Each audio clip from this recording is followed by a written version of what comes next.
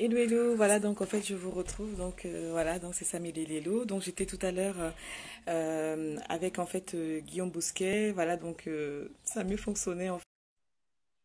Bonjour Eliane, bonjour Pamela, bonjour à tout le monde, bonjour à tout le monde. Voilà, donc en fait on vient de terminer la vidéo, donc coucou Guillaume, ah ben ça fonctionne mieux. Coucou Eliane, ma collègue, gros bisous à toi. Sébastien Tony, bonjour, ma petite sœur Loridan. Alors bonjour, donc en fait voilà, donc ça n'a pas fonctionné tout à l'heure, mais bon, là ça fonctionne mieux. Bonsoir Sébastien. Alors donc en fait, donc, n'hésitez pas à partager en fait la vidéo. Donc j'ai demandé à Guillaume, voilà, donc de revenir pour pouvoir donner un message d'encouragement, de bienveillance, de bonté, d'amour par rapport en fait à cette nouvelle, à nos enfants qui vont commencer cette nouvelle année scolaire. Donc, Guillaume va juste se représenter, voilà, parce que cette vidéo est amenée en fait à partager, à être diffusée. Il va justement en fait sommairement se présenter, donc pour savoir qui il est et qu'est-ce qu'il fait et qu'est-ce qu'il a à cœur. Donc à toi, Guillaume. Oui, merci beaucoup Samélie, c'est un plaisir d'être là avec vous. C'est vrai que d'abord je suis papa, hein. C'est d'abord ce que je suis en premier, je suis papa, et puis parce que à la maison, eh bien je vis, j'expérimente beaucoup de choses que finalement je développe dans mon travail et des conseils que je donne et je les expérimente à la maison tout simplement. Donc je suis papa de 5 enfants et puis j'ai comment dire, j'ai 13 ans d'expérience d'enseignement derrière moi avec une expérience dans le collège et le lycée, et avec donc en français principalement, mais aussi en latin. Et donc, en tant qu'enseignant, j'ai évidemment eu toujours beaucoup de questions face aux difficultés des enfants. Et à la veille de la rentrée, il y a toujours ces questions à la fois de la part des parents, de dire mais comment va se passer cette année? Moi, je vois que certains enfants bien, peuvent stresser à l'approche de la rentrée, les enseignants, quels enseignants vont-ils avoir, etc. En tant qu'enseignant, on a aussi nous-mêmes nos questionnements, et puis les enfants aussi ont leur stress à eux, leur appréhension, en tout cas certains, de la rentrée. Et donc l'idée, c'est de pouvoir dire simplement que il faut, je crois qu'il faut simplement garder cette ligne de conduite, c'est d'espérer. Continue d'espérer. On en a déjà parlé ensemble, ça mêlé bien sûr. Espérer, c'est croire qu'il y a toujours quelque chose vers lequel je peux aller dans la question de l'apprentissage.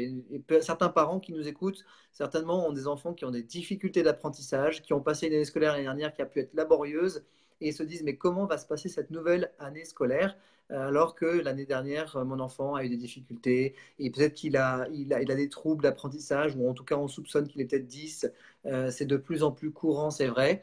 Et moi, j'ai simplement envie de commencer par vous donner ce message. Ben, espérez vous en tant que parents, espérez que vos enfants vont continuer de grandir. Espérer, c'est pas faire preuve de naïveté, espérer, c'est faire preuve d'audace. Pourquoi? Parce que moi, je suis, alors c'est vrai que j'en fais aujourd'hui mon métier, j'ai été enseignant pendant 13 ans, et aujourd'hui, je développe une activité professionnelle dans le conseil et la formation pédagogique. Et si je développe ce métier, c'est pas parce que je m'ennuie en classe, au contraire, j'ai toujours aimé enseigner, et puis j'espère encore pouvoir enseigner, et je crois que ça fera partie encore des choses que je vivrai.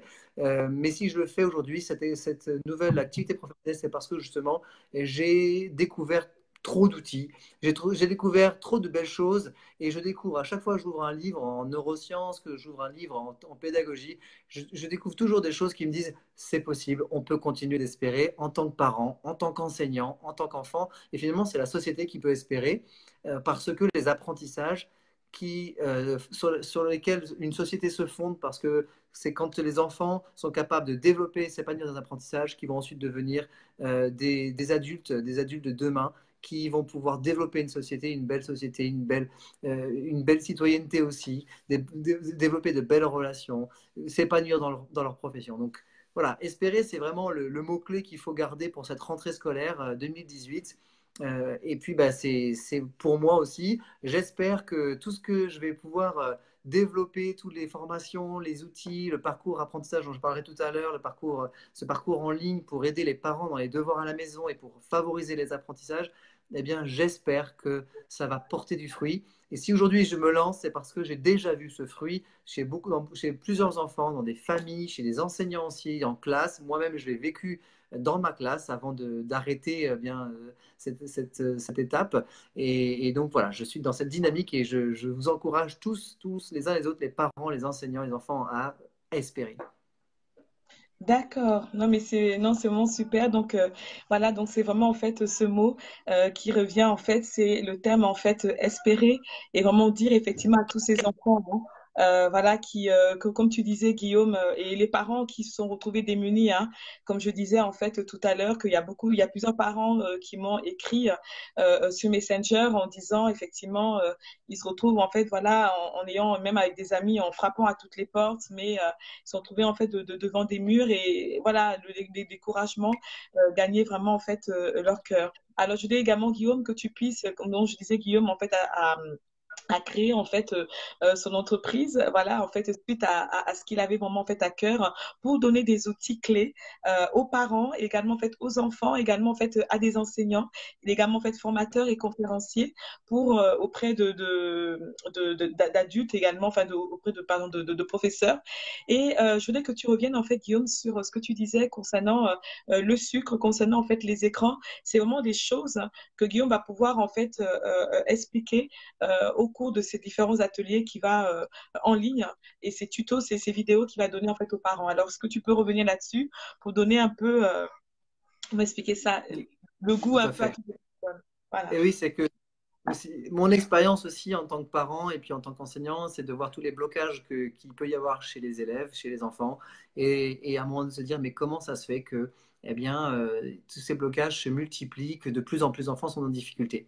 Et puis en fait, en creusant de fil en aiguille, eh bien, j'en suis arrivé à penser que les solutions, elles commencent d'abord à la maison. Elles commencent à la maison, il ne s'agit pas d'accuser ou de culpabiliser qui que ce soit à la maison, mais de dire, moi, en tant que parent, je peux faire quelque chose à la maison pour aider mon enfant à mieux apprendre déjà. Et j'ai envie de dire, là, ce que je dis, je le développerai dans des vidéos que je ferai, j'ai envie de dire, qui seront en plus du parcours principal d'aide pour aider les parents à faire les devoirs à la maison avec leurs enfants. Ce sont pour moi des notions de base. C'est sensibiliser les parents au fait que ce que je mange, que je bois, ce que je regarde, un impact très fort sur mes capacités cognitives et donc sur les capacités cognitives de mes enfants. Si mes enfants ont tendance à être très dynamiques en classe, trop dynamiques en classe pour l'enseignant, que ça bouge dans tous les sens, ou à l'inverse, que mon enfant est tout mou, qu'il ne participe pas, qu'il a des difficultés de compréhension, qu'on a l'impression que son cerveau fonctionne au ralenti, etc., eh bien, il y a des choses toutes simples à faire à la maison et ça commence par ce qu'il y a dans mon assiette, ça commence par ce qu'il y a dans mon verre, ça commence par ce qu'il y a devant mes yeux. Et évidemment, le sucre, tu évoquais le sucre.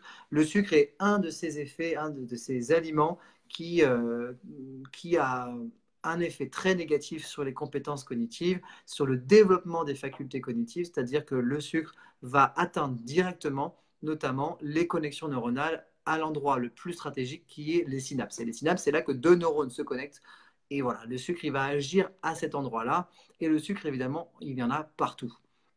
Donc, par exemple, ce sont des conférences que j'ai faites déjà plusieurs fois sur l'alimentation et les apprentissages. Est-ce que ce qu'il y a dans mon assiette ou est-ce que ce que je bois a une conséquence sur l'apprentissage de mes enfants? Et la réponse est oui. Il ne s'agit pas d'arrêter de vivre, évidemment, il s'agit d'être conscient et de pouvoir agir en conséquence. Et ça a une grande importance pour pouvoir vraiment favoriser et aider nos enfants. Donc, ça commence par nous, en tant que parents, à se questionner, à se renseigner. Voilà. Et donc, dans le cadre de mon activité professionnelle, que ce soit pour l'alimentation, pour les écrans, et puis après pour les outils très concrets que je développerai dans ce parcours apprentissage qui se retrouvera en ligne à partir du 9 septembre, eh bien, je vais donner des éléments pour pouvoir accompagner les parents, pour pouvoir encourager les parents à faire les choix stratégiques pour favoriser l'apprentissage des enfants, que ce soit des enfants qui soient à l'école ou alors à l'école à la maison, quel que soit le profil des familles. Ces outils sont tout à fait concrets. Et on parlait des écrans notamment. Les écrans aussi sont vraiment un sujet qu'il ne faut pas juste survoler. mais qu'il faut faire sien hein, et qu'il faut s'approprier pour pouvoir aider son enfant dans le développement de son être hein, tout entier, et notamment de ses capacités cognitives, sociales et affectives. Ça, c'est certain. D'accord, mais parce que pour revenir en fait aux écrans, donc bonjour à tout le monde qui se connecte, mes collègues, Fanny, bisous. Voilà, concernant, comme on dit en fait, les écrans, tu vois bien en fait, Guillaume, que de plus en plus on nous propose, soi-disant entre guillemets, de programmes éducatifs, de programmes des écrans, ben, des programmes qui commencent peut-être même à l'âge de 1 an, 2 ans. Alors toi, en tant Tout à que fait. spécialiste, qu'est-ce que tu peux nous dire là-dessus? Parce que nous, en tant que parents, alors on va dans une librairie, on se dit c'est super, il va apprendre plein de choses. Alors au C'est final, ça. voilà, qu'est-ce que tu peux nous donner comme conseil par rapport à cela? Bah, déjà, faire preuve de bon sens, c'est-à-dire que un enfant, pour se développer, il a besoin de contact avec la nature. Il a besoin de contact avec l'extérieur. Il n'a pas d'abord besoin d'être devant un écran. Ce qui aujourd'hui explique grandement les difficultés scolaires des enfants, c'est qu'ils passent pas plus de temps à l'extérieur, dehors, en contact avec la nature, que des détenus qui sont en prison. Hein. Il y a une pub qui avait été faite par Skip. Il faut savoir quand même que c'est attristant. Hein. Alors, on n'est pas dans le même contexte parce que nos enfants dans une maison ne sont pas en cellule, on est bien d'accord, mais dans le fait d'être à l'extérieur, eh bien, nos enfants ne passent pas plus de temps dehors. Ils passent même moitié moins de temps qu'un détenu dehors. Donc, on est face à un constat ici alarmant en disant mais finalement, un enfant a besoin d'être dehors, il a besoin de grimper dans les arbres, il a besoin de toucher du bois, il a besoin de toucher les cailloux, de découvrir les coccinelles et puis les insectes qui sont dehors, il a besoin de grimper, il a besoin de sauter, il a besoin de taper dans un ballon, etc. C'est comme ça, et c'est pareil, ça paraît surprenant, mais c'est comme ça qu'il développe ses compétences cognitives. Et ça, c'est très clair, c'est très évident parce qu'on ne peut pas séparer le corps de l'âme et de l'esprit, en tout cas pour ce qui est des compétences cognitives. On ne peut pas séparer tout ça. Et quand je ne développe pas ma dynamique kinesthésique, ma dimension kinesthésique, eh bien, je limite mes compétences cognitives. Après, pour tout ce qui est les programmes que tu évoques, les programmes des 1 an, des 2 ans, les tablettes qui sont prévues pour, eh bien, et je le dis tu dis spécialiste, en tout cas quelqu'un qui a cherché, qui a approfondi aujourd'hui, qui fait des conférences dans ce domaine-là, je dis c'est du business. C'est le but est d'abord et de faire de l'argent et sur le dos des plus impuissants, des plus fragiles que sont les enfants les plus petits. C'est pas eux qui vont réagir évidemment parce que l'écran c'est attirant pour un cerveau évidemment et donc ça donne envie d'y aller, mais en réalité ça porte pas de fruits. Et tous les programmes eh bien, qui sont proposés ne sont pas utiles. Ça sert à rien de dépenser de l'argent dans une tablette pour un enfant de 2 ans, dans des programmes pour des enfants de 1 an, 2 ans, 3 ans. De toute façon, aujourd'hui, la quasi-totalité des spécialistes, qu'ils soient pédiatres, qu'ils soient neuroscientifiques, etc., sont d'accord pour dire qu'un enfant en dessous de 3 ans ne devrait pas être face à un écran. Et s'il est face à un écran, ça devrait être une fois, de temps en temps, 10 minutes, allez, un trop toutes les semaines. Bon, voilà. Mais c'est le grand maximum et de préférence, rien avant 3 ans. Et puis ensuite, on va y aller pas à pas avec un petit peu d'écran. Et de toute façon, jamais un enfant seul devant un écran. Si je peux simplement vous donner un conseil, une petite astuce pour un enfant qui est devant un écran, eh bien, c'est de régulièrement, toutes les 3 4 minutes, je parle pour des petits de 4 ans, 3 4 5 ans, de régulièrement, tous les 3 4 5 minutes, de le voir, de l'interpeller, de l'appeler par son prénom et de lui demander de faire pause sur l'écran et lui demander qu'est-ce qui se passe. Raconte ce qui se passe. Que l'enfant puisse dire, et du coup, il sort de la réalité dans laquelle il est en train d'être absorbé.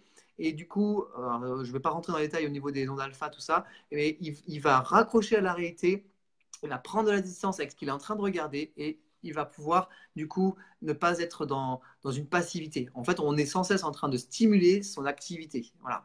Et ça, c'est quelque chose qui va permettre à un enfant de pouvoir être exposé à un écran de manière plus saine. Et le temps d'écran, de toute façon, doit être limité. Et moi, j'entends beaucoup d'enfants qui regardent la télé ou les écrans plus d'1 heure par jour. Un enfant à 5 ans, et s'il passe 10 minutes par jour, ça devrait être le grand maximum. Et il devrait plutôt être dehors parce que c'est là qu'il développe ses compétences cognitives. C'est vrai, et c'est vrai ce que tu dis, parce que moi, je suis de la génération de 77, et c'est vrai qu'on n'avait pas forcément, voilà, on n'avait pas forcément, comme on dit, toutes ces choses-là, et je crois qu'on passait plus de temps à créer, en fait, voilà, dehors, à créer des jeux, et ça a donné ce que ça a donné. Je pense que ça a Ben, donné c'est quelque ça. chose. Mais voilà, quoi. Donc, je voulais que tu reviennes aussi, Guillaume, par rapport à l'alimentation. Je vais te poser cette question. Pourquoi? Parce que certaines personnes pourraient te dire, ben moi, je fais avec les moyens que j'ai. Et on sait très bien, souvent, tu vois bien la population, comme on dit, manger bio, quoique certaines marques, comme on dit en fait actuellement, font des bio, comme on dit, moins cher. Mhm. Des fois, on voit des produits à moins de 1 euro. Bon, ça dépend des pays et des surfaces commerciales. Mais certaines personnes, tu verras bien que dans certains rayons, les produits, entre guillemets, de moins bonne qualité sont les plus chers, ce sont les moins chers. Par exemple, on va trouver des céréales avec trop de sucre, on va trouver du pain. Voilà, on va trouver. Voilà, donc, est-ce que tu pourrais venir là-dessus? Parce que... Alors déjà, c'est vrai que dans le domaine purement de l'apprentissage, je vais cibler deux choses, ce sont le sucre et les additifs. Et moi, j'encourage déjà les parents à commencer par les additifs, tout simplement, de se renseigner un petit peu. Bon, alors, je ferai des vidéos là-dessus, donc c'est prévu dans le parcours apprentissage, des vidéos sur l'alimentation. Et les additifs, c'est vraiment la première chose sur laquelle on peut agir. Et par exemple, dans un sirop, il y a généralement, la plupart du temps, des additifs. Il vaut mieux Qu'est-ce proposer que à un tu entends enfant de par boire. additif? Qu'est-ce que tu Alors, entends par additif, additif? c'est tout ce qui est rajouté, hein. Alors, dans les additifs, il y a par exemple les colorants, qui sont assez connus. Il n'y aura pas que les colorants, mais les plus dangereux, ce sont les colorants, et puis le glutamate monosodique, et puis l'aspartame. Alors, l'aspartame, ça fait longtemps qu'on en entend parler maintenant, mais les deux autres, moins.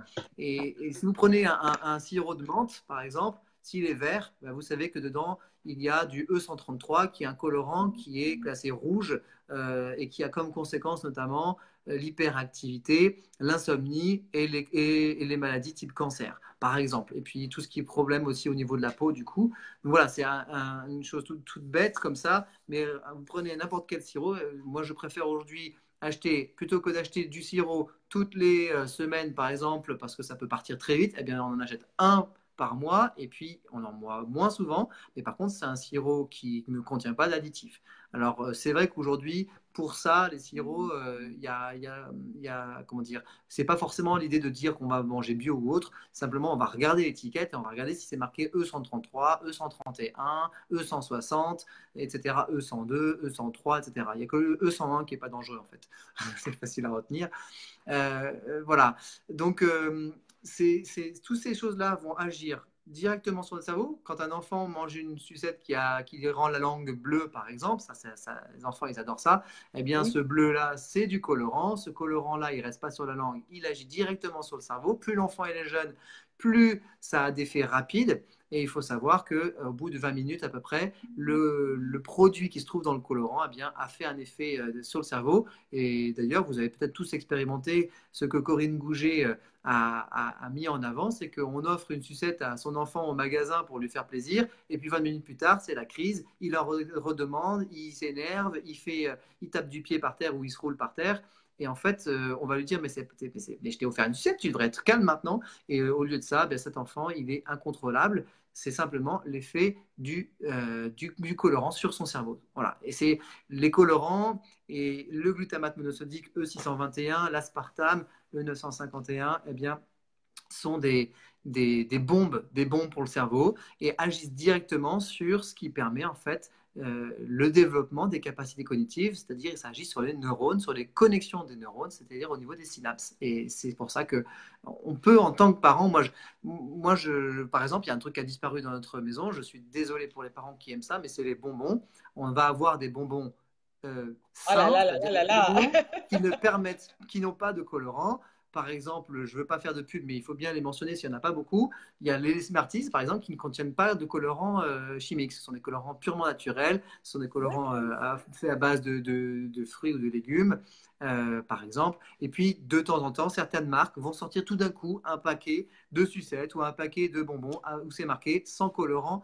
Voilà, et il faut quand même vérifier parce que des fois c'est marqué sans colorant, mais il y en a quand même, donc il faut juste vérifier. Mais de plus en plus, ça se fait par exemple. Et c'est vrai que les enfants, quand ils reviennent à la maison, hein, c'est un témoignage que je donne, une anecdote que je donne de temps en temps, quand les enfants ils rentrent à la maison avec des bonbons de l'école, eh bien qu'ils ont vu par les copains ou en classe ou autre, eh bien ils arrivent et puis ils nous montrent et puis ils mettent ça à la poubelle et puis nous on leur échange ces petits bonbons-là contre d'autres bonbons plus sains, notamment par exemple, bah voilà, je dis souvent les Smarties ou alors un nougat par exemple quand ils aiment le nougat ou d'autres petites choses comme ça. Et puis ça permet de tout simplement eh bien, de prendre de la distance par rapport à ces produits et puis de les habituer à être responsables. Voilà, ça c'est important.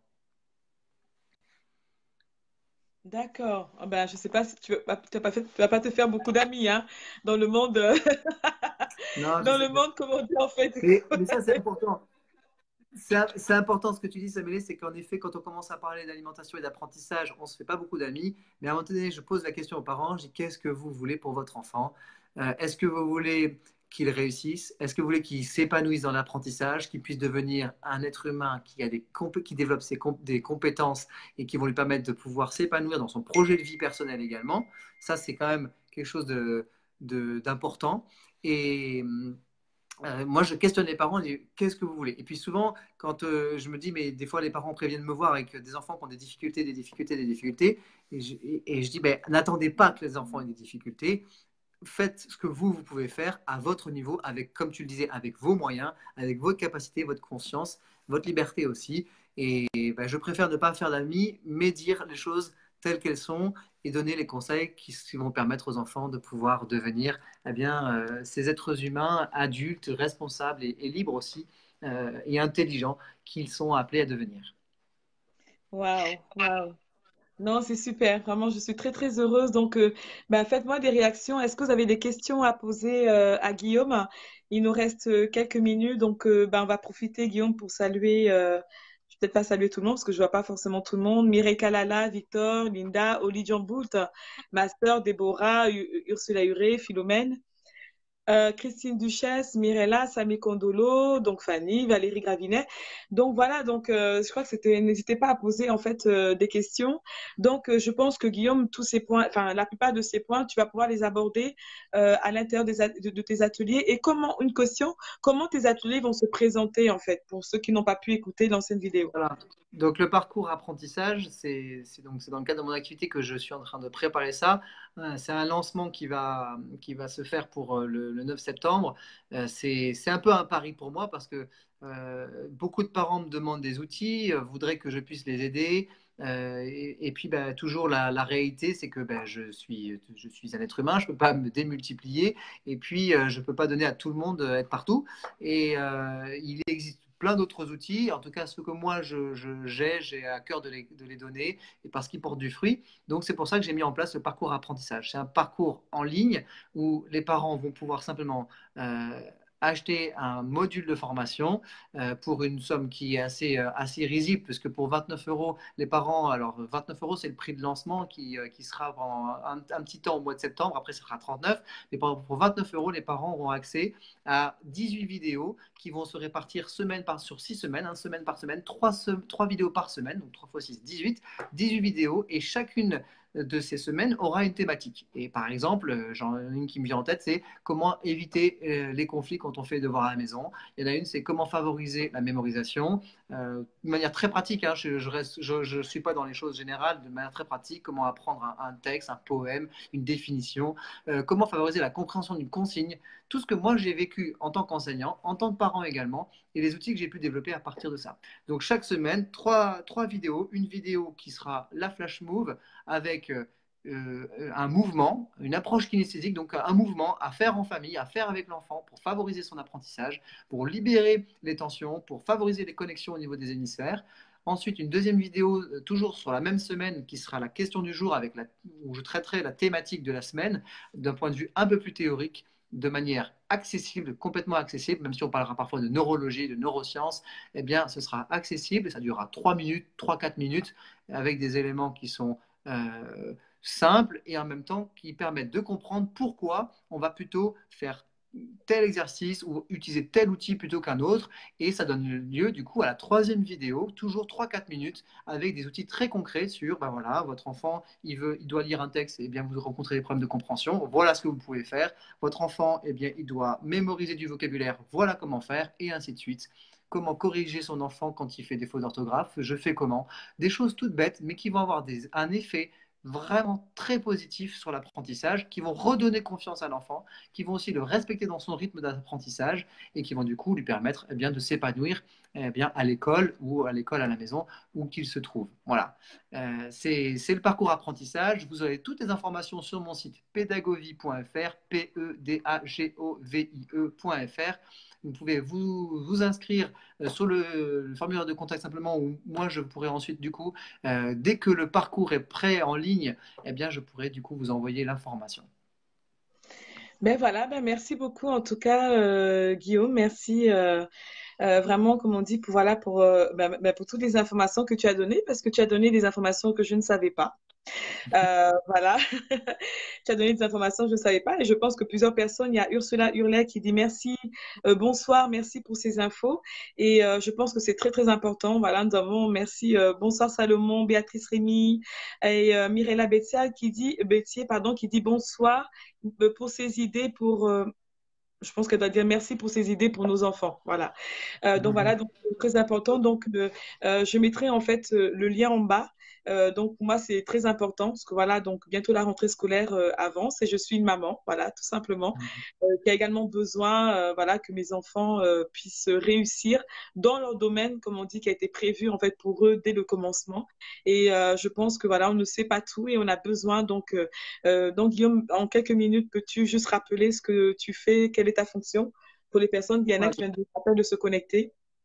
Ouais, je suis enseignant, conseiller, formateur pédagogique et donc j'ai lancé mon activité professionnelle qui s'appelle Pédagovie, qui est du conseil de la formation, qui développe dans quatre domaines d'expertise: la formation pour les enseignants, pour les formateurs, en entreprise également, l'accompagnement pédagogique pour les structures de petite enfance, pour les enseignants, pour les équipes pédagogiques, pour les équipes de direction, pour aller vers des projets alternatifs.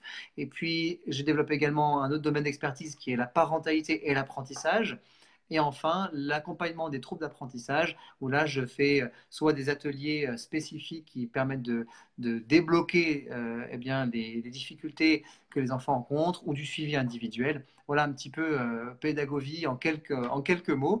Et puis, ben, le parcours apprentissage dont on parlait tout à l'heure, où je vais donc proposer un parcours en ligne avec des vidéos, avec des outils très concrets, très pratiques et innovants aussi, pour favoriser le temps de devoir à la maison, pour favoriser l'apprentissage des enfants. Donc voilà, c'est un petit peu résumé l'activité que je propose, dans laquelle je me lance après 13 ans d'expérience dans l'enseignement et beaucoup de découvertes, beaucoup de lectures et l'envie de partager tous ces outils et de voir les enfants réussir leurs apprentissages, de voir les enseignants s'épanouir dans leur classe en utilisant des outils qui sont pertinents, qui vont redonner une dynamique à la classe aussi notamment. Voilà, donc c'est une grande joie pour moi de vivre cette expérience et merci Samédé pour cette invitation à partager ça ensemble. Voilà, donc ben, merci à toi Guillaume. Voilà, donc voilà, je pense que on a besoin de ça. Moi, quand c'est des choses intéressantes et qui peuvent servir, et donc il n'y a pas de souci. Pour moi, c'était un réel plaisir. Et ben voilà, donc Super. voilà, nous arrivons en fait au terme de cette émission. Nous mettrons hein, le lien, comme on dit en fait, en commentaire. Donc n'hésitez pas, bien évidemment, si vous pensez que ça peut intéresser d'autres personnes, n'hésitez pas en fait à partager, parce que comme je vous dis, il ne parle pas en vain. Il a vraiment donné une ébauche véritablement en fait de ce qu'il va pouvoir en fait aborder. Moi, c'est vrai que cette question de l'alimentation, cette question des écrans, cette question voilà de ces enfants également en fait en échec scolaire est très très pour moi très très parlant. Parce que comme je disais, j'ai eu pas mal de personnes qui m'ont contacté lorsqu'on avait invité en fait Guillaume il y a quelques mois déjà, qui était déjà en fait intervenu, qui m'ont contacté, qui dit mais comment on peut faire, comment il peut m'aider alors que voilà il peut pas, il peut pas aller partout en fait en même temps. Et donc voilà, donc c'est la raison pour laquelle il a mis en place ces outils. Moi, je pense que je vais m'inscrire. Voilà, c'est la première. Je pense que je vais m'inscrire. Voilà, donc c'est toujours en fait important. Voilà, donc bah, écoutez, bah, bonsoir à tout le monde. Bonsoir à Béatrice Rémy, Ouais, Salomon Meyanou. Ah oui, oui, il y a beaucoup de gens. Bah, je dis bonsoir à tous ceux qui regardent. Voilà, Bonsoir à Karine. Greg aussi. Bonsoir Joël, Nicolas. Ouais. Merci, merci d'avoir pris le temps de suivre cette vidéo. Et puis, bah, à Voilà. bientôt, hein, Samélie. À bientôt. Au revoir depuis la Martinique. Au Bye revoir. bye. À bientôt Bisous sur aux Pédagogie. enfants. Au Au revoir. revoir.